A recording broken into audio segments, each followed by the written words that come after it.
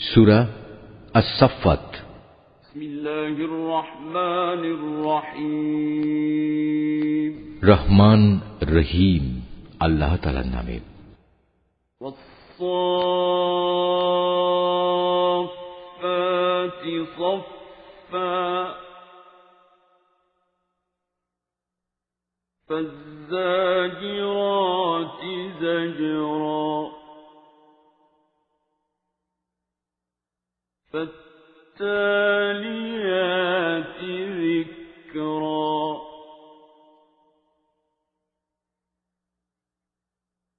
إن إلهكم لواحد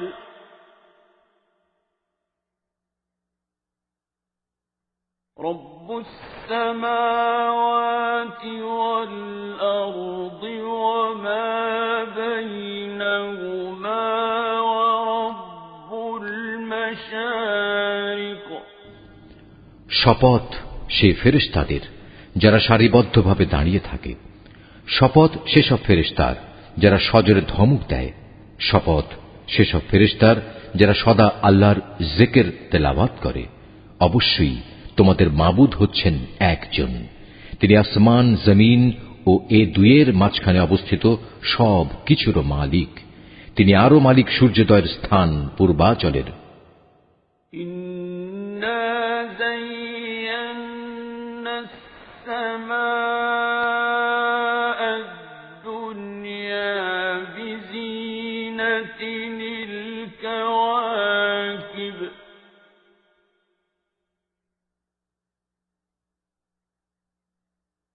وحفظا من كل شيطان مارد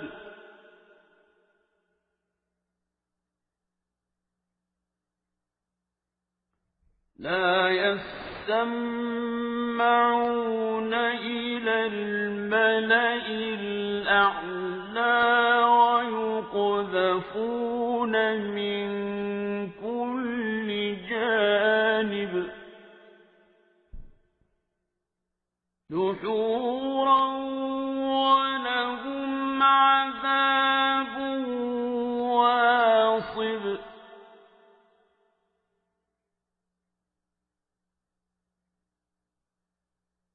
إلا من خطف الخطفة فأتبعه شهاب ثاقب। আমি তোমাদের নিকটবর্তী আসমানকে নয়নাভিরাম নক্ষত্র রাজি দ্বারা সুসজ্জিত করে রেখেছি। তাকে আমি হেফাজত করেছি প্রত্যেক নাফরমান শয়তান থেকে।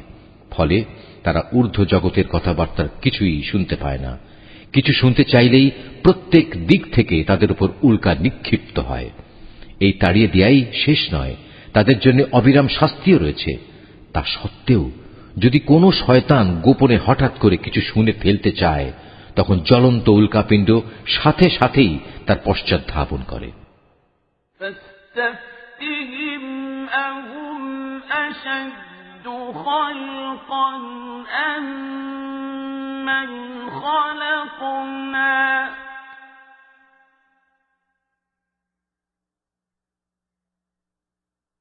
إنا خلقناهم من طين لازب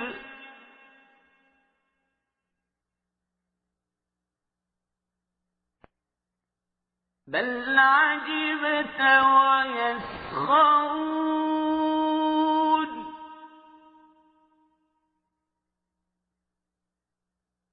وإذا ذكروا لا يذكرون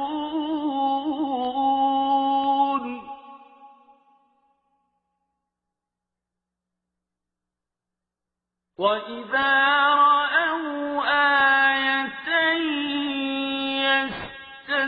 يستسخرون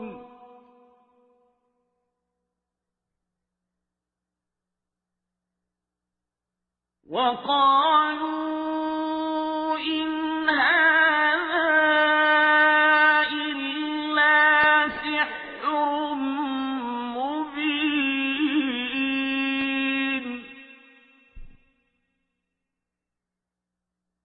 أَإِذَا مِتْنَا وَكُنَّا تُرَابًا وَعِظَامًا أَإِنَّا لَمَبْعُوثُونَ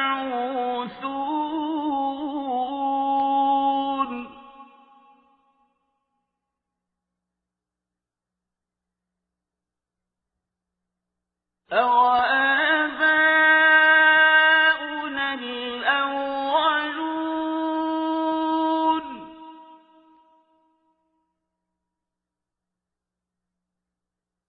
قُلْ نَعَمْ وَأَنتُمْ دَاخِرُونَ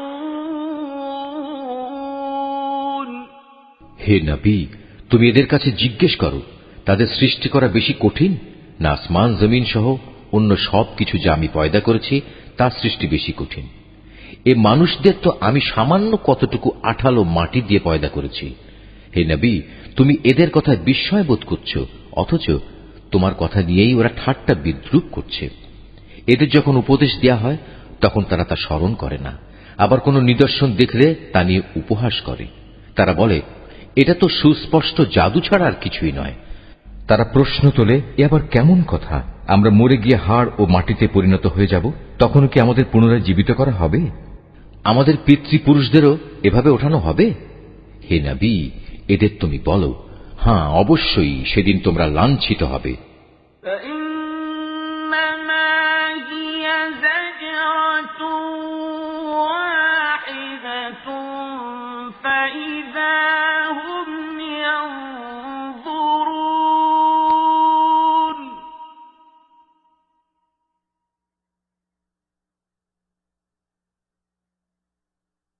وقالوا يا ويلنا هذا يوم الدين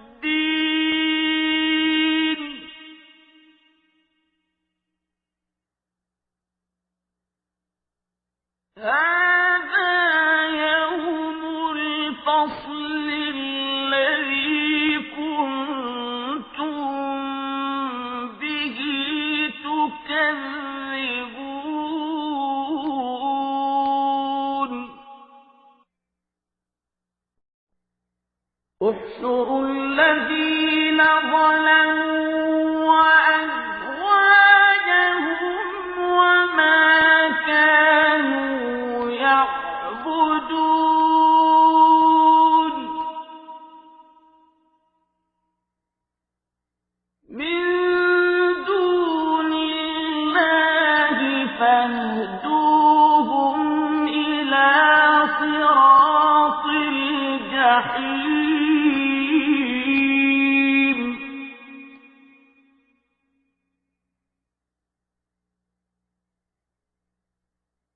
وقفوهم إنهم مسئولون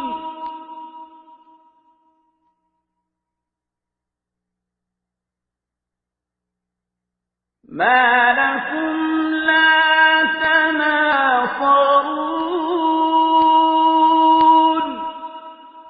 যখন কিয়ামত হবে তখন একটি মাত্র প্রচন্ড গর্জন হবে, সাথে সাথেই এরা সব কিছু দেখতে পাবে। যারা অস্বীকার করেছিল তারা সেদিন এটা দেখে বলবে, পোড়া কপাল আমাদের, এটাই তো হচ্ছে সেই প্রতিদান পাওয়ার দিন। তাদের বলা হবে, হ্যাঁ এটাই হচ্ছে চূড়ান্ত ফয়সালার দিন, যাকে তোমরা নিরন্তর অস্বীকার করে যেতে।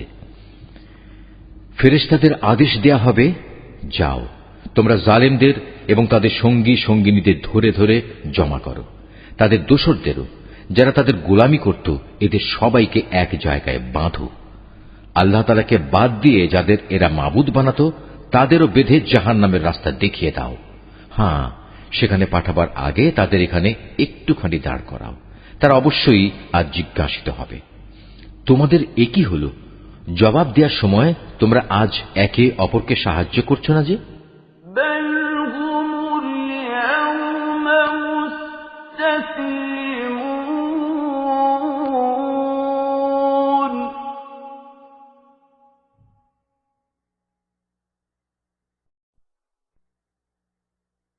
وأقبل بعضهم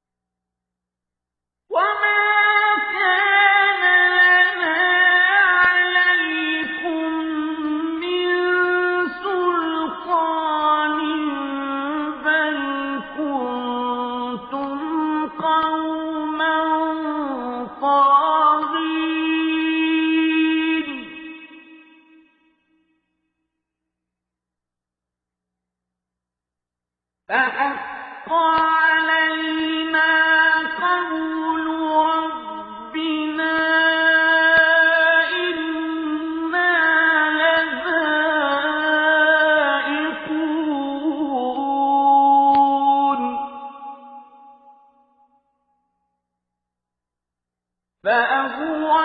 فأغويناكم إنا كنا غاوين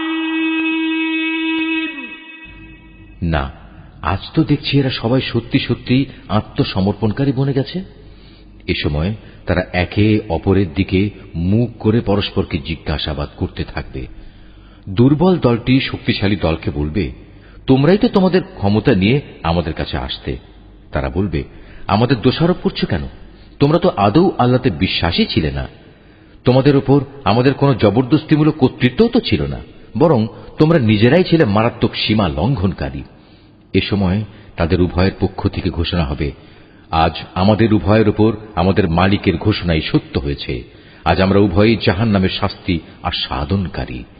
আমরা আসলেই তোমাদের বিভ্রান্ত করেছিলাম, আর আমরা নিজেরাও ছিলাম বিভ্রান্ত। فإنهم يومئذ في العذاب مشتركون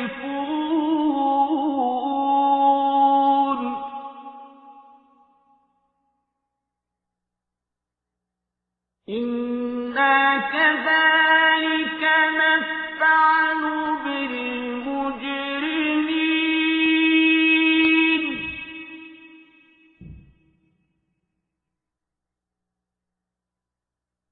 إنهم كانوا إذا قيل لهم لا إله إلا الله يستكبرون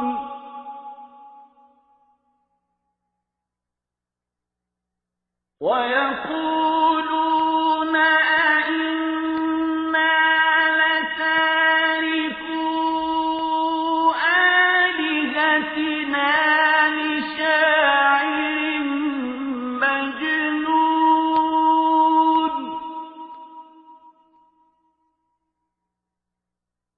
بل جاء بالحق وصدق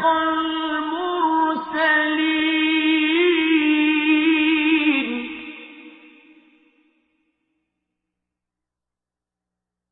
إنكم لذائق العذاب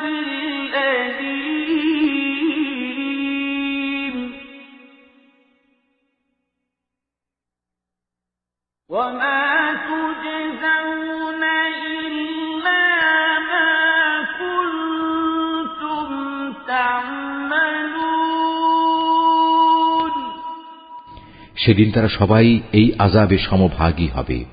আমি নাফরমান লোকদের সাথে এ ধরনের আচরণই করে থাকি।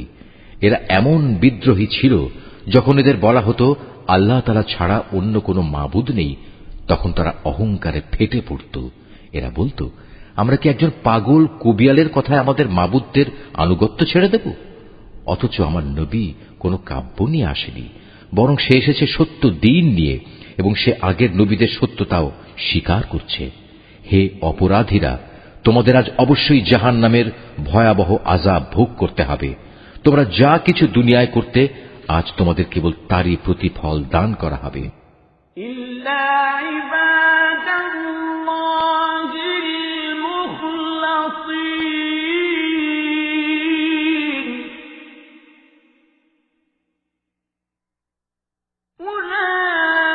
أولئك لهم رزق معلوم فواكه وهم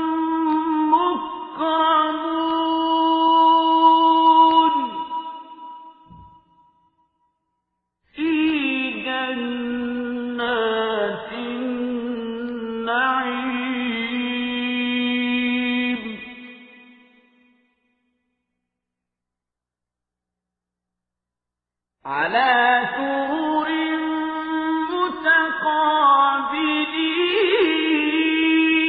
متقابلين يطاف عليهم بكأس من معين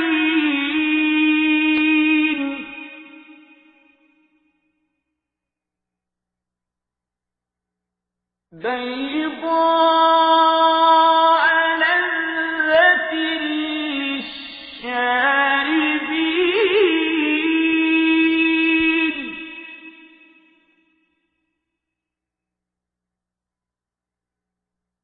لا فيها غول ولا هم عنها ينزفون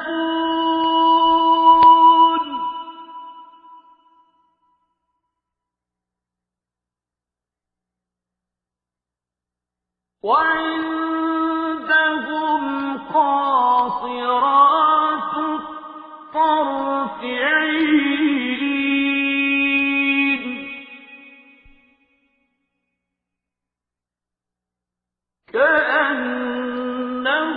كأنهن بيض مكنون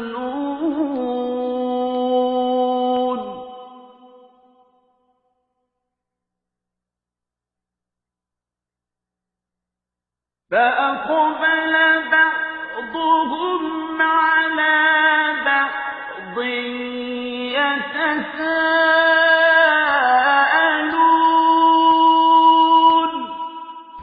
তবে আল্লাহ তাআলার নিষ্ঠাবান বান্দাদের কথা আলাদা। তাদের জন্য আল্লাহ তাআলার সুনির্দিষ্ট উত্তম রিজিকের ব্যবস্থা থাকবে, থাকবে রকমারি ফলমূল। তদুপরি তারা হবে মহাসম্মানে সম্মানিত। নিয়ামতে ভরপুর জান্নাতে তারা অবস্থান করবে। তারা পরস্পর মুখোমুখি হয়ে মর্যাদার আসনে সমাসীন থাকবে। ঘুরে ঘুরে বিশুদ্ধ সুরা তাদের পরিবেশন করা হবে, শুভ্র ও সমুজ্জ্বল, যা হবে পানকারীদের জন্য সুস্বাদু। তাতে কোন রকম মাথা ঘুরানির মতো ক্ষতিকর কিছু থাকবে না এবং তার কারণে তারা মাতালও হবে না। তাদের সাথে আরো থাকবে সলজ্জ, নম্র ও আয়তলোচনা তরুণীরা। তারা যেন সযত্নে লুকিয়ে রাখা ডিমের মতো উজ্জ্বল গৌর বর্ণ সুন্দরী। অতঃপর এর জান্নাতের অধিবাসীরা একজন আরেকজনের দিকে ফিরে নিজেদের হাল অবস্থা জিজ্ঞেস করবে। قال قائل منهم إني كان لي قرين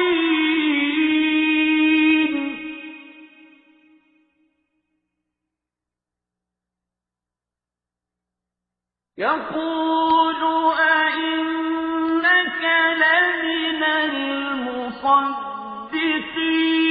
المصدقين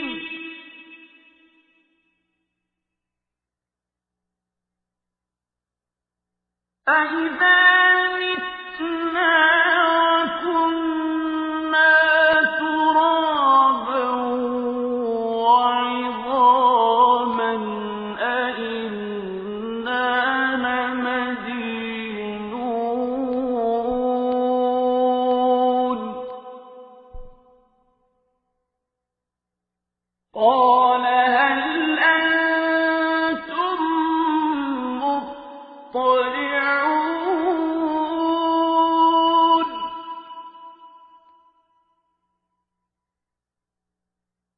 فاطلع فرآه في سواء الجحيم قال تالله إن كدت لتردين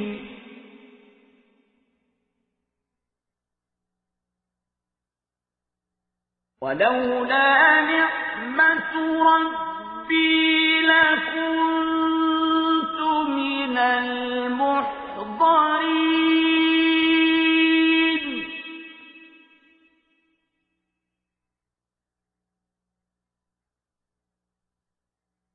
أفما نحن بميتين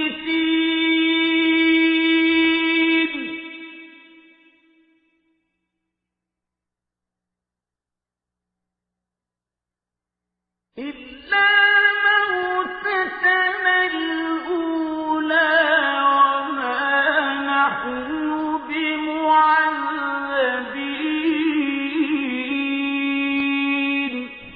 এ সময় তাদের মাঝ থেকে একজন বলে উঠবে, হ্যাঁ, দুনিয়ার জীবনে আমার একজন সাথী ছিল, যে আশ্চর্য হয়েই আমাকে বলতো, তুমিও কি কিয়ামত বিশ্বাসীদের একজন?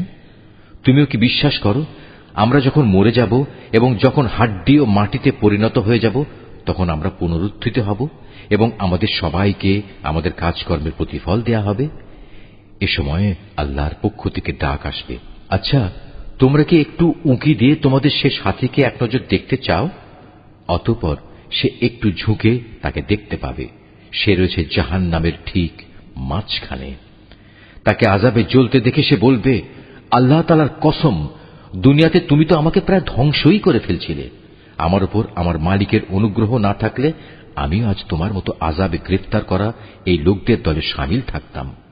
হ্যাঁ, এখন তো আমাদের আর মৃত্যু হবে না। অবশ্য আমাদের প্রথম মৃত্যুর কথা আলাদা। এখন তো আমাদের আর কোন রকম আযাবও দেয়া হবে না।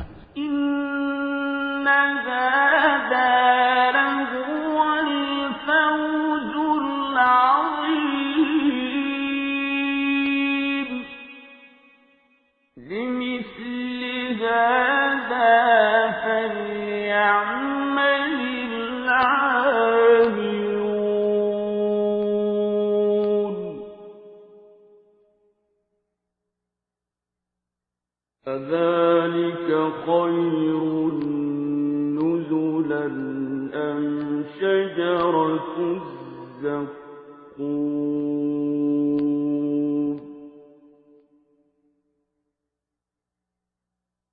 إنا جعلناها فتنة للظالمين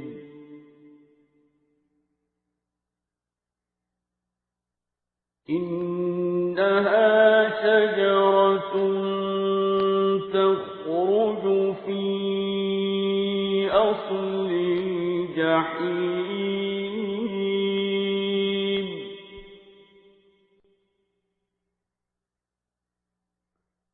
طلعها كأنه رؤوس الشياطين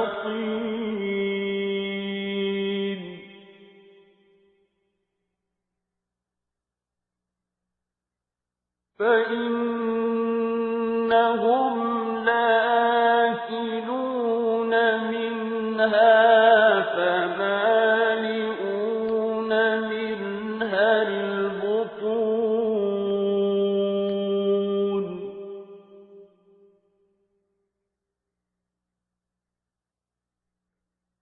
ثم إن لهم عليها لشوبا من حميم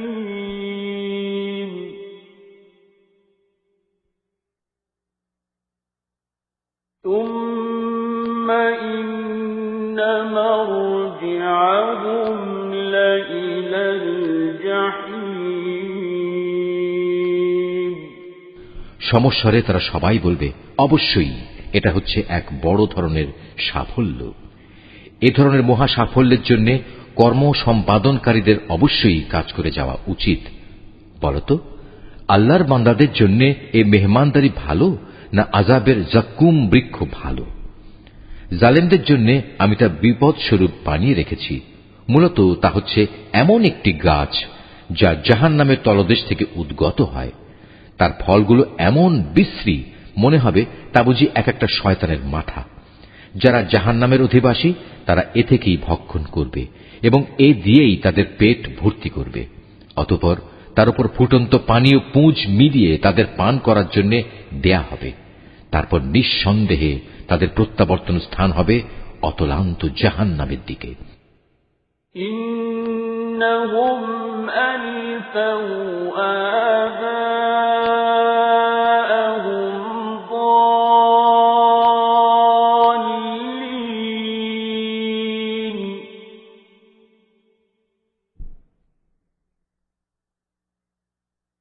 فهم على آثارهم يهرعون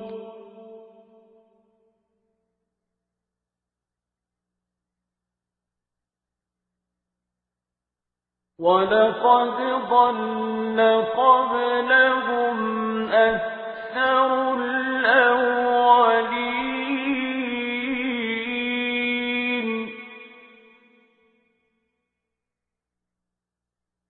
ولقد أرسلنا فيهم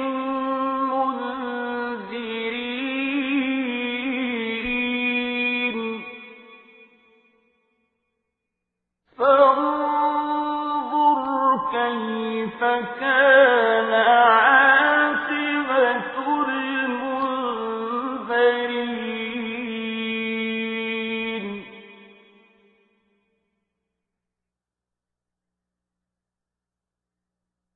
إلا عباد الله المخلصين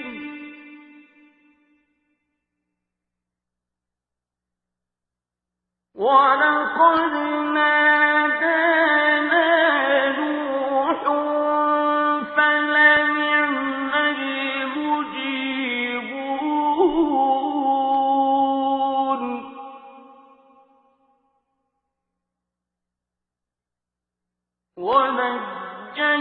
ونجيناه وأهله من الكرب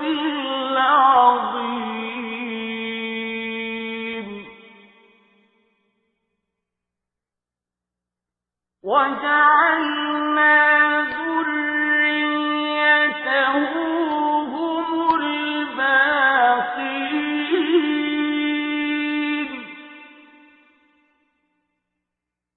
وتركنا